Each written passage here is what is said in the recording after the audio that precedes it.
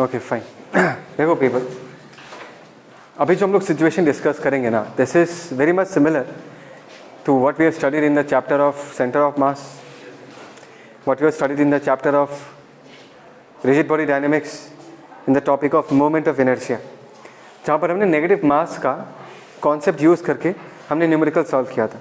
ठीक है, वही आइडिया हम इस क्वेश्चन में यूज़ करेंगे। क्वेश्चन क्या है ये समझ लो। एक बड़ा सा स्फीयर दिया हुआ, there is a very big sphere which is given, जिसका रेडियस कितना दिया हुआ, कैपिटल आर दिया। इस स्फीयर से यहाँ से r/2 रेडियस का एक स्फीयर को काट के निकाल लिया गया है। मतलब ये जो तुमको दिख रहा है, दिस इज अ कैविटी, इसमें कुछ नहीं है, गड्ढा है यहाँ पर। समझ में आ रहा है? एक क्वेश्चन में दिया हुआ है कि स्फीयर का जो चार्ज डेंसिटी है that is rho coulomb per metre cube. Obviously coulomb per metre cube होगा बिकॉज यहाँ पर charges are distributed over a volume. तुम्हें ये यहाँ पर ये पूछा गया है कि पॉइंट ए और पॉइंट बी पे जो रिजल्टेंट इलेक्ट्रिक फील्ड होगा, मैग्नीट्यूड E/E/B, इसका रेशियो क्या है ये हमें बताना है। क्या तुम्हें समझ में आ रहा है मैं क्या बोल रहा हूँ? क्या तुम्हें ये समझ में आ रहा है कि हम इस प्रॉब्लम को अप्रोच किस तरह से तरीके से करेंगे? राइट, बिकॉज एक बार ये सोच के देखो कि हमारे पास किन किन चीज़ों का फॉर्मूला है ऑलरेडी। हमारे पास एक स्फीयर के केस में बाहर पॉइंट पे कितना इलेक्ट्रिक फील्ड होता है, अंदर के पॉइंट में कितना इलेक्ट्रिक फील्ड होता है, ये सारे केसेस हमारे पास है। तो हमारे सामने अभी जो ये पिक्चर है, इसमें हमारे पास एक कंप्लीट स्फीयर नहीं है। एक कंप्लीट स्फीयर से एक पोर्शन काट के निकाल दिया गया। Is that clear? तो अगर हम इस क्वेश्चन को करना चाहेंगे, इस क्वेश्चन के लिए रिजल्ट इन इलेक्ट्रिक फील्ड निकालना चाहेंगे, can I convert this diagram into 2 spheres, 1 big sphere. तो ये जो गड्ढा है, इस गड्ढे में तुम क्या डाल दोगे? पॉजिटिव चार्ज डाल दोगे, और ये जो स्फीयर है ये क्या हो जाएगा? कंप्लीट हो जाएगा, इसमें कोई गड्ढा नहीं होगा। Right, plus another sphere of the same shape and size, लेकिन उसमें हम कौन सा साइन का चार्ज डालेंगे? नेगेटिव चार्ज डालेंगे। समझ में आया? ध्यान से सुनो पीपल, हमारे पास एक बड़ा सा स्फीयर है, बड़े से स्फीयर के ऊपर वाले पोर्शन में एक गड्ढा था, उसमें हमने चार्ज डाल दिया। चार्ज डाल के हमने उसको फुल कर दिया, पूरा फिलअप कर दिया। तो हमारे सामने एक कंप्लीट स्फीयर है जिस पे हर जगह पर तुम्हारा रो डेंसिटी का चार्ज यूनिफॉर्मली डिस्ट्रीब्यूटेड है। एंड उसके साथ हम और एक स्फीयर कंसिडर करेंगे एग्जैक्टली इसी जगह पर, ओवरलैप करेगा इसके साथ, लेकिन उस स्फीयर का शेप एंड साइज एग्जैक्टली इसके जैसा होगा, लेकिन उस स्फीयर पे हम जो चार्ज डालेंगे वो नेगेटिव चार्ज डालेंगे। ठीक है, इज दैट क्लियर? अभी जो पुराना वाला स्फीयर है जहाँ पर हमने पॉजिटिव चार्ज डाला, और इसके ऊपर हमने ऐसा ही शेप एंड साइज का और एक स्फीयर डाला जिसमें नेगेटिव चार्ज है, तो इस जगह का जो पॉजिटिव है और नेगेटिव है एक दूसरे को क्या कर देगा? कैंसिल आउट, और हमारा क्वेश्चन इसके जैसा ही बन जाएगा। That means A sphere with a cavity. You understand this thing people? सबको समझ में आ रहा है? तो अभी हम क्या करेंगे, लेट अस से इस स्फीयर में पॉजिटिव चार्ज है ना, पिक्चर तो ऐसा था स्टार्टिंग में, ऐसा चार्ज है। हम क्या करेंगे, हम इस जगह को पर भी पॉजिटिव चार्ज डाल देंगे ऑफ द सेम डेंसिटी, ऐसा फुल कर देंगे। Is that clear people? Let us से हम इसको स्फीयर 1 बुलाते। क्या बुलाते? स्फीयर 1। सबको समझ में आ रहा है मैं क्या बोल रहा हूँ? Can you tell me sphere 1 में कितना चार्ज होगा? बोलो, निकाल सकते हम लोग, density multiplied by this volume, right? But I think सो हमें नहीं निकालने से भी चलेगा, टोटल चार्ज हम बाद में देखेंगे। एंड मैं ये कह रहा था कि यहाँ पर जो कैविटी है जिसमें हमने पॉजिटिव चार्ज डाल के इसको फुल अप कर दिया, हम इसी कैविटी के शेप का और एक स्फीयर कंसिडर करेंगे, और इसमें हम क्या डालेंगे? जनता नेगेटिव चार्ज, है ना। अभी इस जगह पर देखो, पॉजिटिव चार्ज भी है लाल कलर का एंड ब्लू कलर का नेगेटिव चार्ज भी है, और अगर दोनों प्रेजेंट है तो पॉजिटिव नेगेटिव एक दूसरे को क्या कर देगा? कैंसिल आउट, और इस जगह पर एक गड्ढा बनेगा नहीं बनेगा, कैविटी बनेगा नहीं बनेगा। लेकिन हमें एडवांटेज क्या मिला? हमें एडवांटेज ये मिला कि अभी मुझे गड्ढे वाले स्फीयर के साथ डील नहीं करना। गड्ढे वाले स्फीयर का रिप्लेसमेंट कौन है? एक फुल स्फीयर जिसमें पॉजिटिव चार्ज है, और एक छोटा सा स्फीयर जिसमें हमने क्या डाल कर रखा है? Negative charge. और इन दोनों को कंसीडर करके हम E और EB का वैल्यू निकालेंगे by using the principle of superposition. मतलब अगर मुझे पॉइंट ए में इलेक्ट्रिक फील्ड चाहिए, पॉइंट ए पे बड़े वाले स्फीयर का क्या कंट्रीब्यूशन है वो तुम्हें लिखना है, फिर छोटे वाले स्फीयर का कंट्रीब्यूशन है वो भी तुम्हें यहाँ पर लिखना है, और उसको वेक्टरिकली ऐड कर देना तो तुम्हें E A पता चल जाएगा। EB यहाँ पर अगर इलेक्ट्रिक फील्ड चाहिए तो इस जगह पर बड़े वाले स्फीयर का भी कंट्रीब्यूशन आएगा, एंड छोटा वाला जो मैंने ब्लू कलर से रिप्रेजेंट किया है उस स्फीयर का भी कंट्रीब्यूशन आएगा। दोनों फील्ड को वेक्टरिकली ऐड करने के बाद ही तुम्हें EB का वैल्यू पता चलेगा। Do you understand this thing people? तो सबसे पहले पॉइंट ए को एनालाइज करते हैं। Let's analyse point A. Point A में अगर हम देखेंगे लेट अस से बड़े वाले को स्फीयर 1 माना है और छोटे वाले को हम लोग क्या बोलेंगे, sphere 2. So electric field due to sphere 1, sphere 1 मतलब बड़ा वाला स्फीयर, हाँ या ना. तो बड़े वाले स्फीयर के सेंटर पे ये पॉइंट है. And can I say this is an this big sphere is an insulated uniformly charge sphere. और एक इंसुलेटेड यूनिफॉर्मली चार्ज स्फीयर के सेंटर पे इलेक्ट्रिक फील्ड का वैल्यू 0 होता है. 0 होता है नहीं होता? कम ऑन पीपल, वो फॉर्मूला याद है या नहीं है? सेंटर से r डिस्टेंस पे कितना होता है, रो r by 3 epsilon not. A point is the centre of the बड़ा वाला स्फीयर, है ना. तो ए पॉइंट का r, स्मॉल r का वैल्यू क्या होगा, 0. तो रो r बाई 3 एप्सिलॉन नॉट भी क्या हो जाएगा, 0 हो जाएगा. मतलब स्फीयर 1 का कंट्रीब्यूशन कितना होगा जनता, 0. कोई दिक्कत किसी को? Is that clear people? कोई दिक्कत नहीं है ना? ओके. अभी अगर मैं स्फीयर 2 का कंट्रीब्यूशन देखो, इसके लिए तो आएगा. बिकॉज देखो पॉइंट ए जो है, अभी तुम ना बड़ा जो ब्लैक कलर का स्फीयर है इसको भूल जाओ, अभी सिर्फ इस ब्लू कलर के स्फीयर के बारे में सोचो. और पॉइंट ए क्या उसके सरफेस पे है, और सरफेस पे इलेक्ट्रिक फील्ड का वैल्यू क्या होता है, मैक्सिमम होता है. That's correct. बट वैल्यू कितना होता है, can I say that is rho r by 3 epsilon naught. बस स्मॉल r के जगह हम लोग क्या पुट कर देंगे, कैपिटल R, बिकॉज सेंटर से ए पॉइंट का distance is, oh sorry r नहीं होगा, इसका रेडियस कितना है, r बाई 2. तो हम r बाई 2 पुट कर देंगे. क्या तुम्हें समझ में आ रहा है? ये जो ब्लू कलर का स्फीयर है, इसका भी डेंसिटी हम लोग क्या लिखेंगे, माइनस रो ही लिखेंगे, हाँ या ना. जब डेंसिटी सेम होगा तभी जाके पॉजिटिव चार्ज नेगेटिव चार्ज को क्या करेगा, cancel out. Is that clear? So यहाँ पर E2 का वैल्यू अगर हम लिखना चाहेंगे, सो यहाँ पर हमें ये पता है कि अगर ये नेगेटिव चार्ज है तो ए पॉइंट पे इलेक्ट्रिक फील्ड किधर प्रोड्यूस होगा, अंदर की तरफ, हाँ या ना. लेकिन मैं यहाँ पर सिर्फ मैग्नीट्यूड लिख रहा हूँ, तो मैं माइनस पुट नहीं करूँगा. चलो ठीक है, माइनस पुट करता हूँ, मॉड लगा दूंगा, ठीक है ना. सो वैल्यू क्या होगा, माइनस रो, बिकॉज इसका डेंसिटी कितना है, माइनस रो है. और सेंटर से, इसके सेंटर से पॉइंट ए का डिस्टेंस, ये वाला डिस्टेंस r बाई 2 है या नहीं है. तो हम लोग यहाँ पर क्या पुट करेंगे, r by 2 divided by what, 3 epsilon naught, इसका मैग्नीट्यूड, राइट. तो मैग्नीट्यूड पूछा गया है. सो जो रिजल्टेंट फील्ड होगा EA वो E1 प्लस E2 होगा. E1 तो 0, तो E2 का ही वैल्यू निकल के आ जाएगा. तो इसका वैल्यू क्या निकल के आएगा, रो r divided by what, 6 epsilon not. This is the magnitude of EA. क्या तुम्हें समझ में आ रहा है? अभी लेट्स गो टू पॉइंट, कौन सा पॉइंट जनता, B पॉइंट पे जाता है. अभी इस B पॉइंट पे देखते हैं, same logic. What is electric field due to sphere 1? Sphere 1 एक पॉजिटिव चार्ज है जनता, है या ना. और ये पॉइंट बड़े वाले स्फीयर के सरफेस पे है या नहीं. तो कौन सा फॉर्मूला यूज करेंगे, रो r बाई 3 एप्सिलॉन नॉट, जहाँ पर r will be the distance from the centre which is capital R in this case, right. तो E1 का वैल्यू अगर हम पुट करेंगे तो क्या आएगा, rho capital R divided by what, 3 epsilon naught. ध्यान देना ये पॉजिटिव चार्ज है. पॉजिटिव चार्ज के लिए E1 का डायरेक्शन ऐसा होगा या नहीं होगा, ओके. अभी पॉइंट B पे इस छोटा जो ब्लू कलर का नेगेटिवली चार्ज स्फीयर है, उसके लिए भी इलेक्ट्रिक फील्ड प्रोड्यूस होगा, होगा या नहीं होगा. लेकिन वो क्या करेगा, अट्रैक्ट करेगा नहीं करेगा. तो क्या मैं E2 का डायरेक्शन ऐसा दे सकता हूँ. यहाँ पर अगर मैं E2 का वैल्यू लिखना चाहूँ, E2 का वैल्यू क्या होगा इन दिस केस पीपल, इस स्फीयर के लिए कैन आई से B is an external point. और एक्सटर्नल पॉइंट के लिए पीपल, एक्सटर्नल पॉइंट के लिए अगर मुझे इलेक्ट्रिक फील्ड बताना है, तो क्या मैं मान सकता हूँ कि all the charge on the sphere can be assumed to be concentrated at the center of the sphere. Is that clear people? तो हमें तो ये निकालना ही है. चलो मैं एक मान लेता हूँ, इस अंदर वाली जो जगह है, इसके अंदर पे जो चार्ज है उसको स्मॉल क्यू मान लेता हूँ, चलेगा पीपल. अच्छा, स्मॉल क्यू का वैल्यू हम लोग यहाँ पर निकाल लेते हैं. स्मॉल क्यू का वैल्यू कितना होगा, can I say that is minus rho, because इसमें नेगेटिव चार्ज है.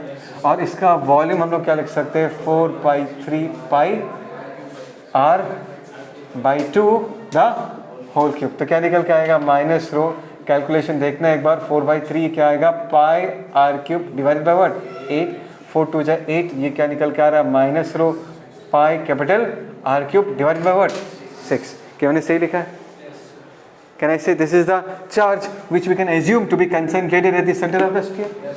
और यहाँ से यहाँ तक का डिस्टेंस कितना है जनता, r/2 प्लस r, 3r/2 होगा ही नहीं होगा. मतलब यहाँ से यहाँ तक का डिस्टेंस इस r प्लस r/2, जिसको हम लोग क्या लिख सकते हैं टोटल में 3r/2. कोई दिक्कत किसी को, हाँ या ना. सो अगर हम सारे चार्ज को सेंटर पे मानते हैं, तो एक पॉइंट चार्ज के लिए यहाँ पर जो इलेक्ट्रिक फील्ड होगा अट्रैक्टिव होगा ऊपर की तरफ, और उसका वैल्यू क्या होता है, के क्यू बाय आर स्क्वायर, होगा नहीं होगा? सो इन दिस केस अगर मैं सिर्फ मैग्नीट्यूड लिखूँ पीपल यहाँ पर, so in this case K Q की जगह मैं क्या ये लिख सकता हूँ, minus rho pi R cube divided by what 6, है ना, K Q divided by what R square, मतलब क्या आ जाएगा in this case 3r/2 the whole square. कोई दिक्कत? अच्छा, जैसे कि हर जगह पर एप्सिलॉन नॉट के फॉर्म में लिखा है, तो मैं के को भी एप्सिलॉन नॉट के फॉर्म में लिख लेता हूँ। तो यहाँ पर के को हम लोग क्या लिख सकते हैं जनता, 1/4 पाई एप्सिलॉन नॉट, ऊपर रो पाई आर क्यूब लिख दिया मैंने, मॉड के लिए माइनस हटा दिया, नीचे क्या आ जाएगा 6, यहाँ पर क्या आ जाएगा जनता 9r स्क्वायर, ऊपर क्या आ जाएगा जनता 4। कोई दिक्कत किसी को? अच्छा, पाई पाई कैंसिल आउट हो गया, 4 कैंसिल आउट हो गया, दिख रहा ही नहीं दिख रहा जनता, आर स्क्वायर आर बच गया यहाँ पर, है ना, और कुछ, सो ऊपर rho R divided by what 9 6 54 epsilon naught. But ये मैंने मैग्नीट्यूड लिखा है E2 का, एग्री? रिजल्टेंट इलेक्ट्रिक फील्ड क्या होगा, माइनस करना पड़ेगा नहीं करना पड़ेगा पीपल? कोई दिक्कत किसी को? श्योर। सो E1 का वैल्यू कितना हो गया, rho R by 3 epsilon naught, इसका वैल्यू कितना हो गया, rho R by 54 epsilon naught. Obviously E1 is more than E2। So अगर मैं रिजल्टेंट इलेक्ट्रिक फील्ड निकालूं, क्या मैं E1 माइनस E2 करूंगा? E1 नीचे की तरफ, E2 ऊपर की तरफ, तो माइनस करना पड़ेगा, राइट? सो E1 माइनस E2 क्या हो जाएगा in this case, rho R 3 epsilon minus rho R by 54 epsilon naught. ये क्या होगा बताओ, 54 epsilon naught 18 rho R minus rho R कितना आ जाएगा 17 rho R divide by what 54 epsilon naught. सही लिखा ना मैंने? I think so we are done with the question. हमने ई भी निकाल लिया, हमने ई भी निकाल लिया, राइट? हमें निकालना क्या है, ई ए बाई ई बी। कोई दिक्कत किसी को? सो अगर हमें ई ए बाई ई बी निकालना है, इसका मैग्नीट्यूड निकालना है, तो वो क्या होगा, ई ए की जगह पर, ई ए कौन सा है, ये है, ओ ये वो वाला पॉइंट जो हमने निकाला है, उसका वैल्यू कितना होगा, rho R divided by what 6 epsilon naught. और यहाँ पर हम लोग क्या लिख सकते हैं, 17 रो आर, ऊपर क्या लिख सकते हैं जनता, 54 एप्सिलॉन नॉट। ये चला गया, रो आर चला गया, कुछ कटेगा क्या, 6 9 जा 54, 9/17। Is that clear? खाली पॉज करना, ठीक है? एवरीवन दिस साइड पीपल, सब लोग इस तरफ देखो। क्वेश्चन ऐसा है, मैं पूरा क्वेश्चन लिख तो नहीं रहा, पढ़ के दे रहा हूँ। The electric field inside a sphere, the electric field inside a sphere which carries a charge density proportional to the distance from the origin rho equal to alpha r। मतलब हमारे पास एक स्फीयर है और इसका जो चार्ज का distribution है वो लेकिन कांस्टेंट नहीं है। चार्ज का जो डेंसिटी है वो इस तरीके से वेरी करता है, अल्फा आर kg पर मीटर क्यूब। समझ में आया? हम क्या निकालना चाहेंगे, क्या हुआ, हाँ? Oh sorry, coulomb per metre cube, right? हमें ये निकालना है कि किसी r डिस्टेंस पे इलेक्ट्रिक फील्ड का वैल्यू कितना होगा, ये हमें निकालना है। Is that clear people? Now do you agree that this charge distribution is radially symmetric? Because यहाँ से r डिस्टेंस पे जितना चार्ज होगा, यहाँ से r डिस्टेंस पे उतना ही चार्ज होगा, यहाँ से भी r डिस्टेंस पे उतना ही चार्ज होगा ही नहीं होगा? Yes sir, no, sure? So how do you proceed with this problem? यहाँ से सुनना। Let us say according to the question, हमें इलेक्ट्रिक फील्ड निकालना है, हमें यहाँ से let us say capital R distance पे इलेक्ट्रिक फील्ड निकालना है ना? सबको समझ में आ रहा है? ये चार्ज अगर रेडियली डिस्ट्रीब्यूटेड है तो यहाँ से R डिस्टेंस पे जितना इलेक्ट्रिक फील्ड होगा, यहाँ से भी R डिस्टेंस पे उतना ही इलेक्ट्रिक फील्ड होगा, यहाँ पर भी उतना ही होगा, यहाँ पर भी उतना होगा ही नहीं होगा? So what we do now, let us say कि हम एक इमेजिनरी गॉसियन सरफेस बनाते हैं। क्या बनाते हैं? इमेजिनरी गॉसियन सरफेस जिसका रेडियस r है। एंड लेट अस यहाँ से जो इलेक्ट्रिक फील्ड लाइंस आ रहा है, एज बिकॉज हमें चार्ज डेंसिटी का इक्वेशन देख के समझ में आ रहा है तथा charges are having radial symmetry, हम इलेक्ट्रिक फील्ड लाइंस को इस तरीके से बना सकते हैं। Do you understand this thing people? Let us say कि हमें इस डिस्टेंस पे इलेक्ट्रिक फील्ड का वैल्यू जो है वो हमें निकालना है, डिस्टेंस ऑफ कैपिटल R। इस ई का वैल्यू हमें बताना। तो ई का वैल्यू अगर हमें बताना है तो हम गॉस लॉ यूज़ करेंगे, जो ये कहता है कि flux is equal to 1/ε0 times the total charge enclosed. That means हमें सबसे पहले इस स्फीयर के अंदर, ये जो ब्लू कलर का स्फीयर है जिसको हम गॉसियन सरफेस बुला रहे हैं, इसके अंदर कितना चार्ज एनक्लोज्ड है वो हमें निकालना है ना? और वो एक स्टेप में नहीं निकलेगा। इस ब्लू कलर के गॉसियन सरफेस ने कितना चार्ज एनक्लोज करके रखा है वो निकालने के लिए हमें इंटीग्रेशन चाहिए होगा। सर क्यों इंटीग्रेशन चाहिए होगा? बिकॉज देखा जा रहा है कि रो का वैल्यू कांस्टेंट नहीं है, डेंसिटी चेंज हो रहा है। जैसे जैसे आर इंक्रीज कर रहा है अल्फा आर है, जैसे जैसे आर इंक्रीज कर रहा है डेंसिटी भी क्या कर रहा है, इंक्रीज कर रहा ही नहीं कर रहा है, हाँ है ना? तो टोटल चार्ज निकालने के लिए हमें क्या करना पड़ेगा, इंटीग्रेट करके निकालना पड़ेगा। बट क्या तुम ये बात मानते हो कि सेंटर से स्मॉल आर डिस्टेंस पे किसी भी डायरेक्शन में भी रो का वैल्यू क्या होगा, सेम ही होगा, राइट? चाहे ऊपर देखो आर डिस्टेंस, चाहे नीचे आर डिस्टेंस, चाहे यहाँ चाहे वहाँ। Is that clear? तो अभी हम क्या करेंगे, लेट अस से यहाँ से स्मॉल आर डिस्टेंस पे, कितने डिस्टेंस पे, स्मॉल आर डिस्टेंस पे एक शेल इमेजिन कर लेते हैं। क्या इमेजिन करेंगे, शेल। ध्यान से सुनना, सुनने हो ना सब लोग पीपल? सोचो हमने एक शेल इमेजिन करा इस तरीके का, मतलब जिसका थिकनेस, जनता सुने हो ना, जिसका थिकनेस हम कितना ले सकते हैं जनता, जिसका थिकनेस हम dr ले सकते नहीं ले सकते? ये दिख रहा है ये शेल, देखो मैं लाइन खींच के तुमको दिखा रहा हूँ, दिख रहा है ये शेल? इसमें कुछ ना कुछ चार्ज तो होगा।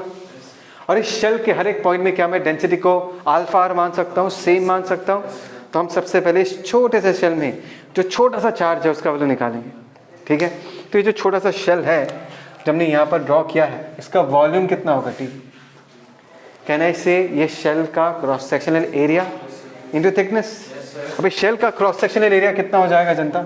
Sorry not cross sectional, surface area, surface area into thickness. Surface area कितना हो जाएगा, 4 पाई आर स्क्वायर। थिकनेस की जगह हम लोग क्या लिख सकते हैं, dr लिख सकते हैं, हाँ या ना? तो इस छोटे से शेल पे जो चार्ज रहेगा छोटा सा dq, can I say that is density into volume? Because rho तुम्हें यूनिट वॉल्यूम में कितना चार्ज है ये बताता है, dv वॉल्यूम में कितना चार्ज होगा, रो इंटू dv। हमने dv क्यों लिया, बिकॉज रो कांस्टेंट नहीं है। तो रो की जगह हम लोग क्या लिख सकते हैं जनता, अल्फा स्मॉल आर। dv की जगह हम लोग ये लिख सकते हैं 4 pi small r square into dr, इसको हम लोग क्या लिख सकते हैं, dq। तो अगर मैं इसको इंटीग्रेट करता हूँ कहाँ से कहाँ तक जनता, जीरो में जीरो चार्ज होगा। इंटीग्रेट करते करते करते करते कहाँ तक जाएंगे, इस ब्लू कलर के सरफेस तक जाएंगे, कैपिटल आर तक। ये कहाँ तक सोचो, कैपिटल क्यू तक। मतलब कैपिटल आर तक कितना चार्ज एनक्लोज कर चुका है, कैपिटल क्यू। तो उसका वैल्यू क्या निकल के आएगा जनता, ध्यान से देखो, that is capital Q equal to 4 pi alpha. जनता ध्यान से देखो, 4 pi alpha r cube into d r, इसका इंटीग्रेशन 0 से लेके कैपिटल आर तक, जिसका वैल्यू क्या निकल के आएगा, 4 pi alpha r to the power 4 divided by what, 4। ये चला गया, that is pi alpha r to the power 4। क्या तुम्हें ये क्यों दिख रहा है? बस यही वो पार्ट था जो तुम्हें करना है, बिकॉज उसके बाद तो सिंपल है, उसके बाद तो तुम्हें सिर्फ गॉस लॉ अप्लाई करना ही नहीं करना। गॉस लॉ क्या कहता है, गॉस लॉ कहता है surface integral of electric field over a close surface is always equal to 1 by epsilon not times the total charge enclosed by the Gaussian surface. So what is the flux of the electric field? क्या मैं ई से पूरा surface area को multiply कर सकता हूँ, because ई हर जगह पर उसका मैग्नीट्यूड सेम है। ई और एरिया वेक्टर के बीच का एंगल क्या है, 0 डिग्री, हाँ या ना? तो फ्लक्स इन दिस केस हम लोग क्या लिख सकते हैं, ई मल्टीप्लाई बाय 4 पाई, और ये जो ब्लू कलर का गॉसियन सरफेस है, क्या इसका रेडियस में कैपिटल आर मान सकता हूँ? तो area, surface area 4 pi r square हो जाएगा, ठीक है? That is equal to 1 by epsilon not times the total charge enclosed, वो क्या निकल के आएगा, pi alpha r to the power 4। कोई दिक्कत? देखो पाई पाई क्या हो गया, कैंसिल आउट। तो ई का वैल्यू क्या निकल के आएंगे इसकी, देखो alpha r to the power 4 divided by, अच्छा ये भी कटेगा, आर स्क्वायर कर देते हैं इसको, अल्फा आर स्क्वायर, और नीचे क्या बचाएगा जनता, 4 epsilon. So this is the value of electric field. Is that clear? Pause करना, ठीक है पीपल? कोई दिक्कत किसी को? तो ये पूरा क्वेश्चन पता नहीं क्या है, इंटीग्रेशन का ही है क्वेश्चन। ये क्वेश्चन का सबसे पहला चैलेंज है, इंटीग्रेट करके चार्ज निकालो, क्योंकि उसके बाद का स्टेप तो एकदम ही ईजी, समझ में आए? एलिमेंट चूज करके इंटीग्रेट करना, बहुत क्वेश्चंस में ये बार बार आएगा, एलिमेंट चूज करके इंटीग्रेट करना। You understand this thing people? Clear है? कोई दिक्कत, कोई डाउट? चलो खानी पॉज।